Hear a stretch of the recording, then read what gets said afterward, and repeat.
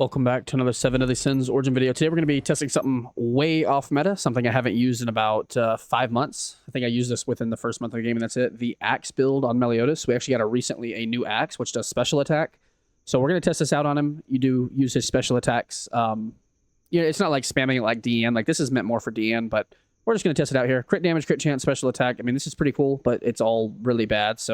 But at the end of the day, I wasn't going to waste too many resources. But what you can see here is it using the tag skill increases crit chance by 16 for 10 seconds and increases attack by the amount of crit chance exceeding 50 up to 24. And then using the special attack while the effect is active increases crit damage by 28% for 10 seconds. So it's actually not a bad weapon. Like I said, it's really meant for DN, but we're going to test it out on him. The last time I tested him, obviously the greedy ruler set did not exist. So there's benefits to that as well. Minus P5, and I just kind of threw him on a team here that's pretty good. Derriere with the axe to support him, Merlin because she can burst so quick, and just Elizabeth the heal. We're going to be doing the spider raid. If you enjoy the content, hit that subscribe button. Testing something a little off meta. Let's try it out. Picking it up a little bit later into the raid. And this isn't specifically a guide, but I do want to teach you, just in case you want to use him, basically how to use him, because he is kind of fun.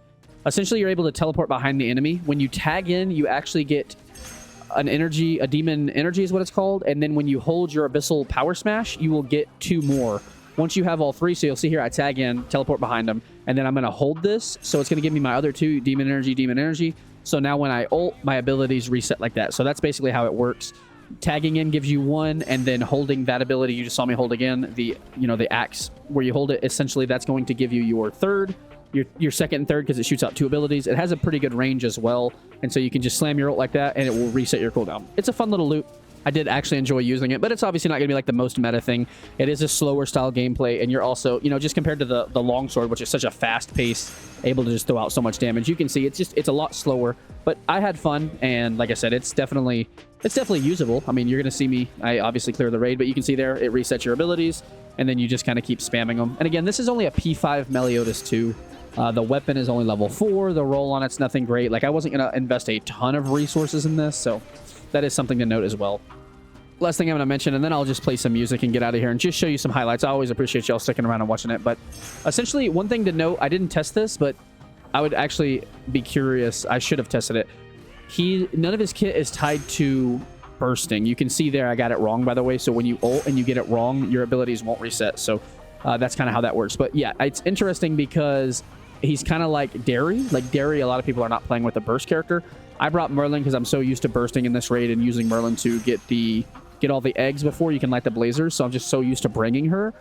But his kit is not tied at all to a burst. So he actually might be more effective in more of a support setup. Like instead of Merlin, right? If like I've had a Daisy or Gother would be really interesting. I think that could actually work really well. So something to think about if you do want to try this. I'm sure a few of you out there will at least just try this out just for fun, right? So that's just kind of one thing I did want to mention. It's not really tied to a burst, but like I said, I'm going to play some music, enjoy the highlights here. We'll let Meliodas do what Meliodas does, and watch him cook up this Spider Queen.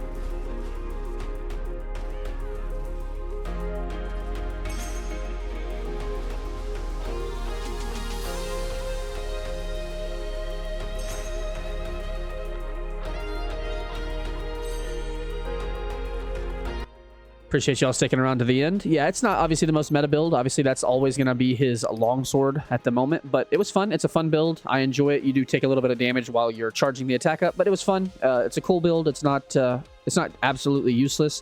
It just falls into the category of you're not going to use it because of the longsword, but I enjoyed it. Hopefully you enjoyed the content. Catch you on the next one.